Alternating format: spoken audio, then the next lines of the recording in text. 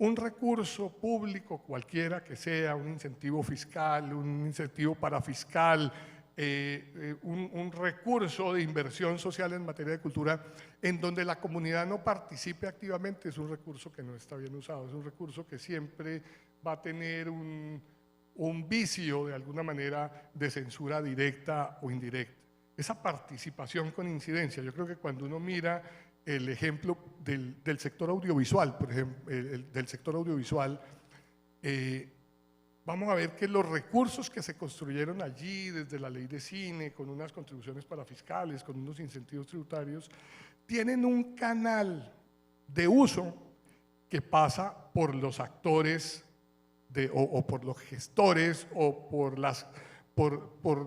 los actores de la cadena de valor del cine. Son ellos quienes deciden en qué se usan los recursos, cómo se usan, cómo se hace seguimiento, cómo se ejerce ese control social. Yo creo que ese es un modelo bien interesante que en los demás sectores culturales, en la danza, en el teatro, en la música, en las artes plásticas, no se ha podido llevar a cabo todavía en el país. Digamos, ese modelo del Sistema Nacional de Cultura no ha permitido que realmente los gestores culturales, la comunidad cultural del país tenga una participación, insisto, una participación con incidencia, esa praxis de la ciudadanía cultural definiendo en qué se usa la plata de la cultura y luego cómo se ejerce el control social sobre esos recursos. Si no hay un control social adecuado sobre esos recursos, insisto, pues va a haber al final unos vicios importantes.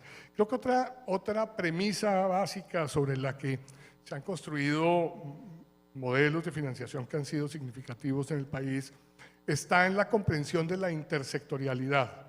La intersectorialidad quiere decir que entendemos que la cultura no le compete únicamente a las instancias culturales, sino que esto es algo que tiene una relación directa con la ciencia, la tecnología, la innovación. La innovación es la innovación social, cómo los individuos transforman el territorio. Esa innovación social, pues eso es lo que hacemos todos los días, ahí hay una relación directa, pero no hay unas relaciones directas de diálogo interinstitucional en eso. Hay intersectorialidad, hay canales comunicantes, pero no hay diálogos suficientes. Obviamente la intersectorialidad y la comprensión de que la cultura está imbricada con la educación, con la ciencia, la tecnología, con las cuentas nacionales, con las comunicaciones, con los procesos de memoria, con toda esa intersectorialidad. No quiere decir que en esa intersectorialidad debamos fusionar el Ministerio de Cultura con el Ministerio de Educación y debamos fusionar el Ministerio de Cultura con el Ministerio de Medio Ambiente, porque sí. Gracias. Si así fuera, casi que tendríamos que hacer un ministerio único y el de cultura pues estaría en uno que se llama cultura, tecnologías, comunicaciones, educación, ciencia y tecnología y en fin. La noción intersectorial, esos vasos comunicantes, que es lo que tenemos que construir a diario, cómo hacemos que esos otros sectores trabajen acompasados con todo lo que es una política cultural.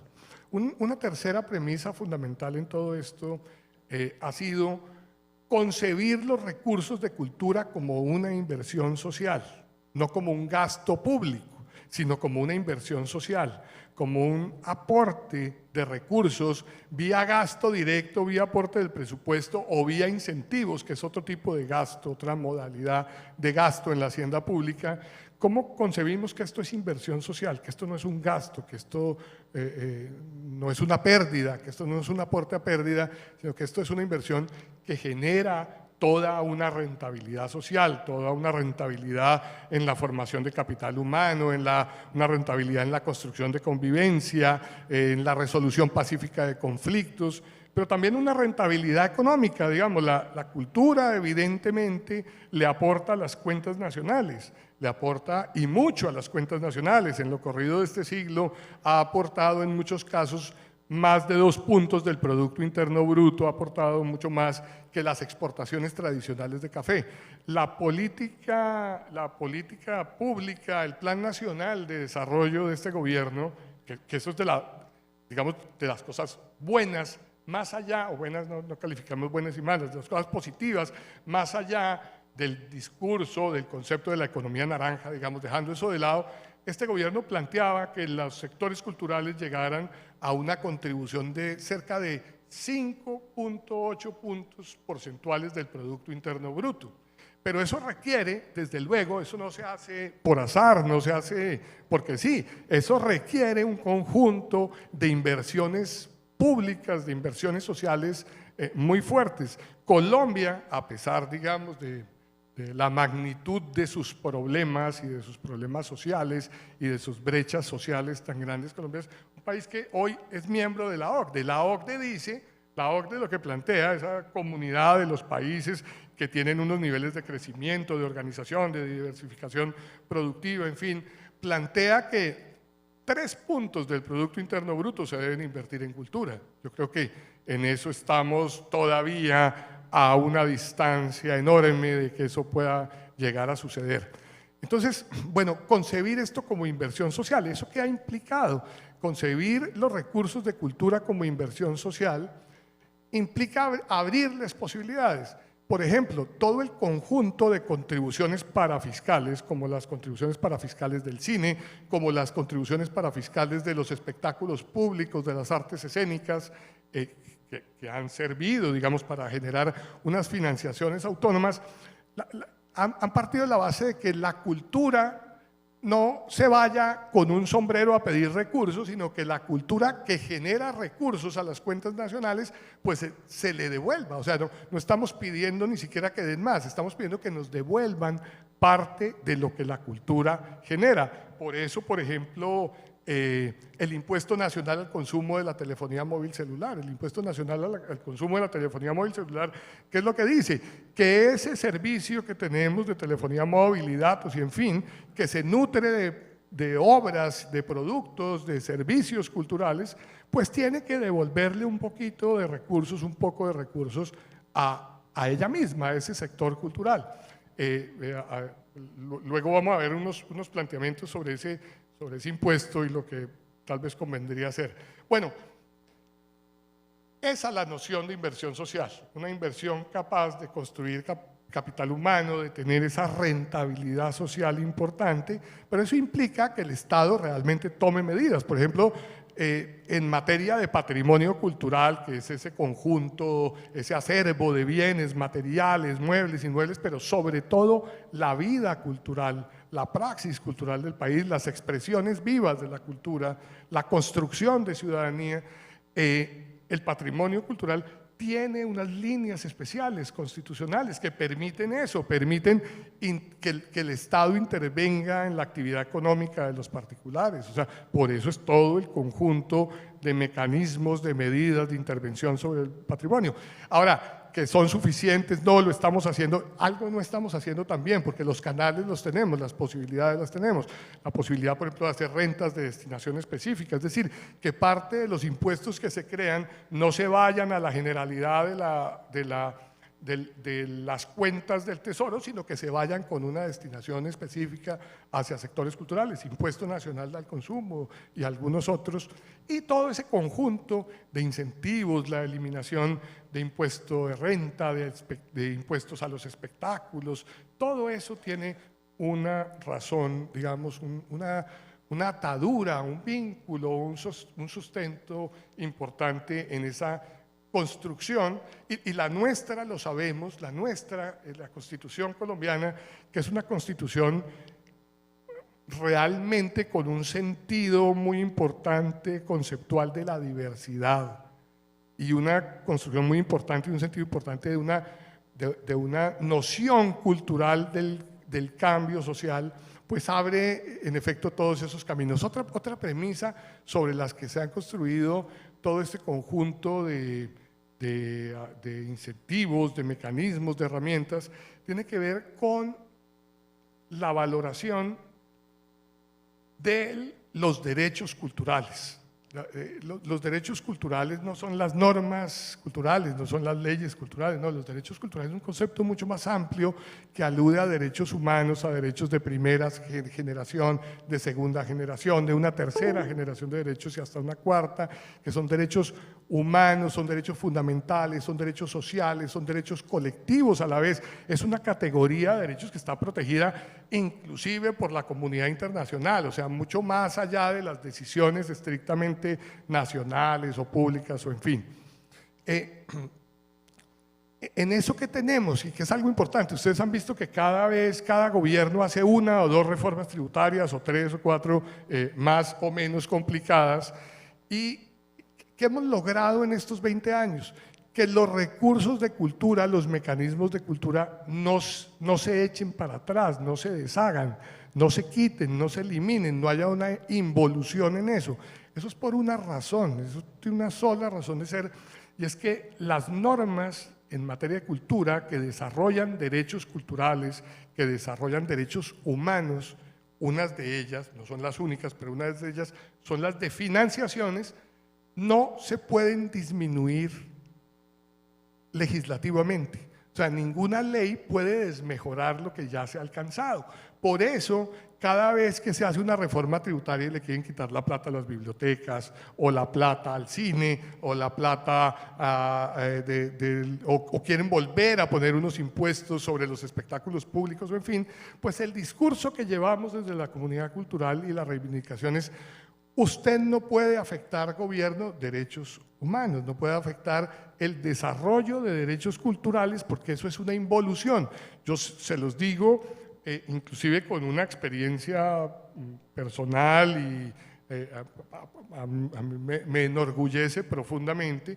Cuando hicimos la ley de bibliotecas en el año 2010 y creamos los recursos del impuesto, entonces era el IVA, y destinamos un 10% del IVA a la telefonía móvil celular para la Red Nacional de Bibliotecas Públicas. A los 6 meses el gobierno promovió otra ley que era una reforma tributaria de la salud, y en esa reforma tributaria de la salud, a los 6 meses de expedida la ley de bibliotecas, se le quitó la plata a las bibliotecas públicas y se le dio al deporte. Curiosamente, pues obviamente no, sabemos por qué se hace, sabemos que da más votos una cancha de fútbol que una biblioteca pública, ¿no? Entonces, pues obviamente eso se hizo a los 6 meses. Yo tuve la ocasión como ciudadano, no como experto ni mucho menos, sino como ciudadano, de demandar esa ley que le quitó la plata a las bibliotecas y se la dio al deporte, con este argumento, con el argumento de que en materia de cultura, la financiación y demás y todo ese conjunto de herramientas constituyen mínimos vitales. Ese mínimo vital que se logra no se puede desmejorar. La Corte Constitucional pasado un año falló con este argumento, que es un antecedente muy importante para que lo tengamos en cuenta siempre que se trate de discutir y de mantenerlo, por lo menos el piso que tenemos, si no subir, por lo menos no disminuir, y la Corte falló, digamos, con ese argumento. Creo que esas son unas premisas fundamentales a la hora de hablar de las financiaciones. Entonces, decía, construimos todo esto, se hace, y en el día a día, que es un poco es como un suplicio de Tántalo, es como en el día a día no hay plata para los proyectos menudos, no hay plata para las iniciativas, hay una construcción macro, pero en las iniciativas particulares, menudas, cotidianas, a veces está todo ese problema. Yo hoy quería referirme, con esta introducción, quería referirme a 3 instrumentos importantes de financiación. Ustedes conocen todos los demás, o sea, si uno hiciera un inventario de las financiaciones culturales del país, de los mecanismos de financiación, pues tiene que aludir, insisto, a todos esos mecanismos tributarios, no tributarios, presupuestales del sector audiovisual, de las bibliotecas, a los mecanismos de financiación del sector editorial, que son importantes, que han ubicado a Colombia entre las 3, digamos, entre los 3 o 4 actores más importantes del sector editorial en América Latina en breve tiempo, lo mismo en el sector audiovisual. Conocen ustedes todo ese inventario de los espectáculos públicos, los recursos de financiación del Sistema General de Participaciones, los recursos del Impuesto Nacional al Consumo de Telefonía celular. que día a día son más precarios, día a día son mucho más precarios, digamos, los ingresos que había hace 3 años están absolutamente disminuidos hoy. Pero hoy quería referirme a 3 instrumentos que me parecen claves en una gestión y en una actividad de emprendimiento cultural hoy. Uno de ellos es el modelo de financiación que ustedes han oído mencionar y que seguramente ya han trabajado y seguramente han postulado proyectos, que es el modelo de financiación COCREA, eso que se ha llamado comúnmente COCREA. Ese modelo es un incentivo construido en el Plan Nacional de Desarrollo, en el artículo 180 del Plan Nacional de Desarrollo, y de verdad puedo decir que era una búsqueda de cerca de 20 años. O sea, hace 20 años estábamos proponiendo eso. ¿Y qué significa? Que en esa situación en donde los recursos públicos, los recursos de los presupuestos públicos de las entidades territoriales o de la nación no son suficientes, pues hay que acudir a algo que hemos venido hablando hace tiempo y que es una búsqueda y que es un sueño, que es la alianza público-privada, la posibilidad de hacer modelos de cogestión alrededor de iniciativas culturales. Este sistema de financiación lo que permite hoy en Colombia es que cualquier persona natural o jurídica, pública o privada, o sea, persona natural, jurídica, de naturaleza pública o privada, que aporte recursos a proyectos culturales, a iniciativas culturales en todos los campos de la vida, de la gestión y de la producción cultural, en las artes, en la música, en la danza, en el teatro, en la infraestructura cultural. Tan difícil hacer infraestructura cultural.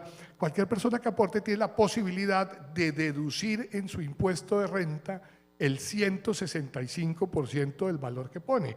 Eso de verdad es hoy ni más ni menos que el incentivo tributario más importante que hay en el país. Es un incentivo que inclusive es más alto que el incentivo por inversiones propias en ciencia y tecnología. Ahora, eso tiene una significación, digamos, financiera, tributaria, fiscal y demás, pero un alcance bien importante, porque es la posibilidad de hacer iniciativas particulares, de movilizar emprendimientos culturales, actividades culturales, programaciones, consiguiendo recursos. De hecho, todos ustedes, yo creo, en la vida, en la gestión cultural y desde su trabajo en las secretarías, tienen que luchar con eso cotidianamente, saber que la mayoría de proyectos que tienen que hacer se financian, y Ana Marta nos puede decir, yo creo que el Festival de Teatro de Bogotá se financiaba en cerca de un 70-80% con aportes del sector privado. ¿Equivocado?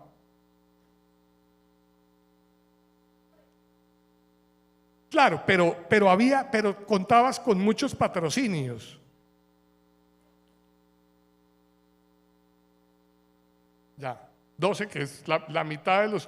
Pues esos patrocinios privados que conseguías, tenías que ir a hacer toda la gestión y toda la vuelta y toda la lucha con las empresas para que te dieran una plata a título de donación a la fundación, y eso daba un incentivo tributario que no servía para nada a las empresas, que no le servía a nadie realmente. Este nuevo modelo lo que permite es que esos sectores que contribuyen mucho, que lamentablemente también eluden muchos impuestos, eventualmente uno los pueda llamar y decir, oiga, venga, no se lleve los impuestos, no los eluda, póngamelos en este proyecto cultural que le voy a dar el incentivo tributario más importante que hay. ¿Qué quiere decir ese incentivo tributario?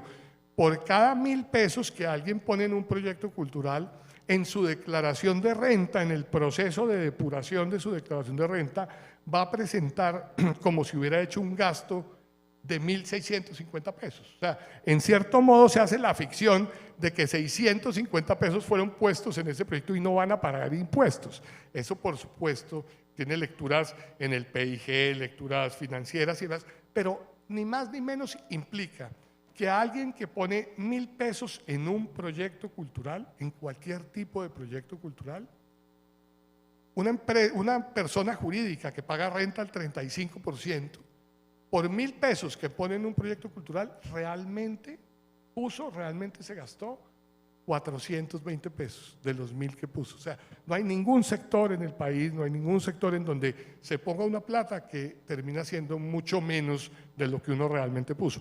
Y las entidades financieras que pueden ayudar a financiar este tipo de proyectos, las entidades financieras que tienen impuesto de renta al 38%, pues hoy tienen impuesto de renta al 38%, quiere decir que de cada 1.000 pesos que ponen en un proyecto cultural, realmente se están gastando 370 pesos, no más. O sea, es el instrumento más llamativo que puede haber. Ahora, hay que postular, hay que pasar la convocatoria, hay que llegar, hay que ir a maletear el proyecto, hay que conseguir, hay que ir a convencer. Pero sobre todo hay que entender primero la posibilidad de lo que hay allí. Esto, insisto, este es el modelo, este modelo fue el que cambió la historia del cine en el país, del sector cinematográfico. La financiación vía sector privado de proyectos cinematográficos colombianos, pues eso se le extendió a todo tipo de proyectos. Yo los invito, y si quieren ahora profundizamos un poquito en eso, es de un alcance inmenso. La comunidad cultural, y eso es comprensible, porque hemos estado de alguna manera muy confrontados, y hay que decirlo realmente, con esa idea de la política naranja, digamos, a nosotros como comunidad cultural que ha trabajado en la construcción de paz, que ha creído que realmente todo esto lo hacemos en función de contribuir a la resolución pacífica de conflictos, a la paz, pues nos ha ofendido mucho ese planteamiento, de alguna manera, y creo que eso lo compartimos en muy buena medida, ese planteamiento de la economía naranja con una visión aparentemente exclusivamente mercantil o de rentabilidad o en fin, y también de un gobierno que quizás tuvo una postura contra la paz que no era la que habíamos tenido desde los sectores culturales. Pero más allá de esa situación y de esa cierta confrontación, pues hay unos instrumentos importantes. Este está construido en el Plan Nacional de Desarrollo, usarlo es fundamental. El primer año hubo un cupo de 300.000 millones de pesos para amparar proyectos, no se usaron ni 150.000 porque no se presentaron proyectos. El año pasado había un cupo general de 600.000 millones de pesos. ¿Qué quiere decir eso? Que el gobierno está dispuesto a dejar de recibir cerca de 900.000 millones de pesos vía impuestos para que las empresas, los contribuyentes financien iniciativas culturales. Ahí está esa posibilidad. Este año el cupo es mucho menor, este año el cupo es de 207.000 millones de pesos, pero la convocatoria está abierta, la posibilidad está. Creo que es una manera de financiación bien importante a la que tendríamos que acudir porque permite hacer infraestructuras, proyectos, programaciones, actividades, montajes, bueno, lo que uno conciba en general, en todas las líneas. Desde luego, como siempre, lo que hay que buscar y lo que hay que empujar es que se facilite cada día más ese mecanismo, que sea más comprensible, más fácil.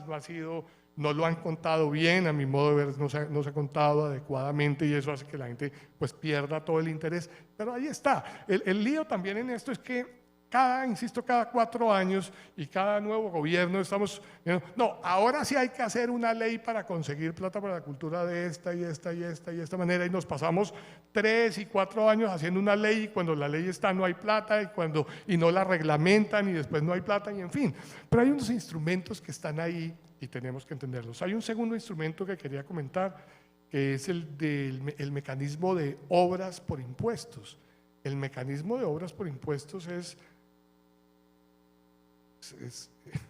iba a decir una cachacada, el mecanismo de obras por impuestos es un mecanismo supremamente atractivo. El mecanismo de obras por impuestos lo que permite es que los contribuyentes, los grandes contribuyentes de impuestos, o sea, aparte de la desgracia que cuestionamos de este país, que los impuestos no se pagan, si los impuestos se pagaran adecuadamente, si no se eludieran, si no hubiera toda esa práctica de elusión y de evasión, pues no habría que hacer una reforma tributaria cada año, pues sería otra cosa.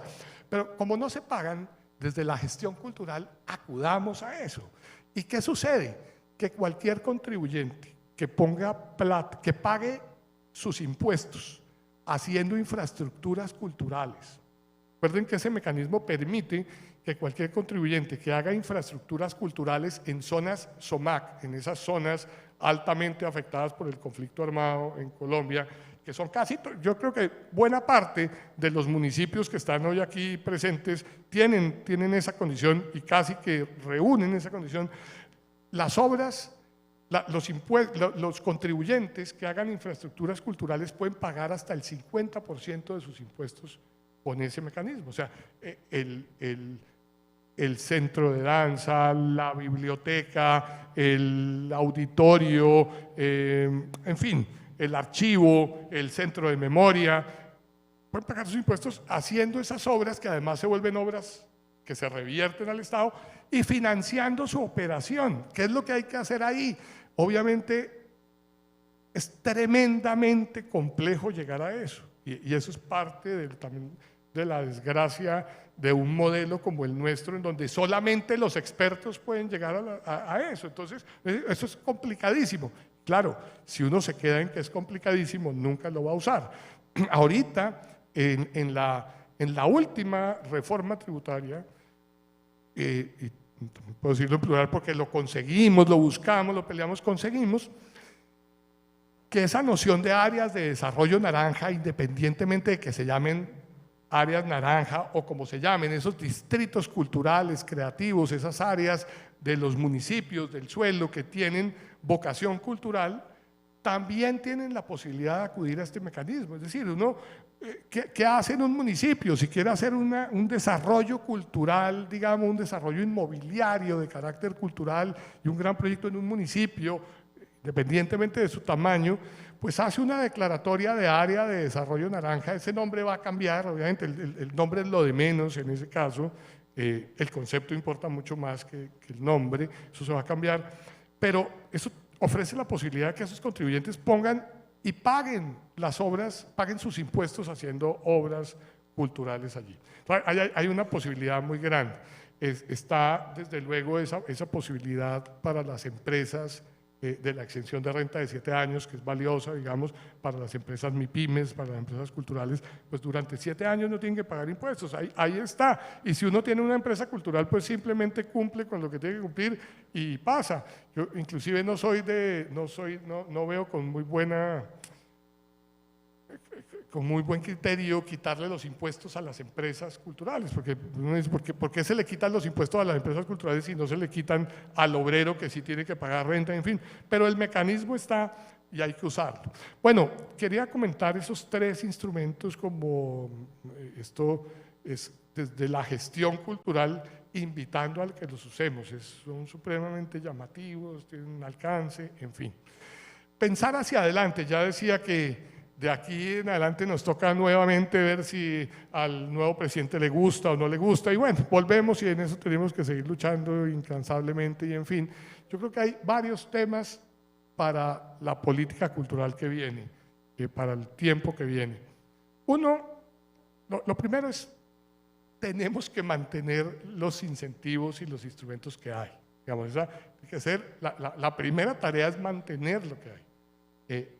Cada gobierno que llega, insisto, viene con la idea de quitar esto para hacer uno nuevo. Es como derruir para construir, pero en materia de instrumentos, todo esto que he mencionado, y por lo que he mencionado, por su talante, por su carácter asociado a los derechos humanos, pues es inviable, no se puede eliminar, y eso es lo primero que tenemos que tener en cuenta. Segundo, yo creo que tendríamos que trabajar por reequilibrar a los sectores culturales. Colombia no es un país audiovisual, es un país musical fundamentalmente. O sea, este país es un país de músicas. Y cuando uno ve el sistema de incentivos y de mecanismos regulatorios, de impulso, de aduanas, de facilitaciones, de financiaciones, del sector audiovisual es todo. Cuando ustedes revisen el inventario de los mecanismos alrededor del sector audiovisual que realmente han permitido cambiar, crear una gestión importante, una industria importante del país, pues es que tiene todos los mecanismos. La música no los tiene, el teatro no los tiene, la música no los tiene, y muchos otros sectores culturales carecen de esos mecanismos. ¿Cuál es la siguiente tarea? Reequilibrar a los sectores. O sea, hoy hay un rasero que es el del sector audiovisual y creo que extender eso a todos los sectores es una tarea fundamental, casi que habría que hacer uno solo, o sea, casi que lo que hay que hacer es todos los sectores culturales deben tener los mismos mecanismos de financiación, de atención, de facilitación del sector audiovisual. Es casi hacer una analogía, por decirlo de alguna manera.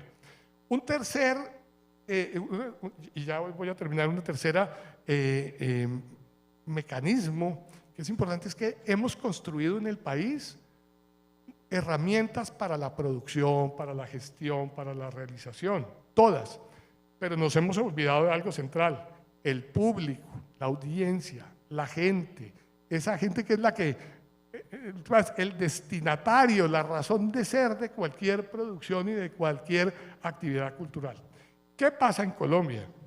Que hay unas brechas de acceso enormes, así como hay una brecha, insisto, del 42% de índice de pobreza, y así como este es uno de los países más inequitativos, es quizás el segundo más inequitativo en la distribución de la riqueza y el ingreso en Latinoamérica, y uno de los más inequitativos en la distribución de la riqueza en el mundo, pues hay unas brechas de acceso enorme. Esas brechas de acceso enorme, pues lo que significan es porque hay que elegir entre el vaso de leche o el libro, porque hay que elegir entre ir a cine o ir a teatro y comprar los frijoles de la casa.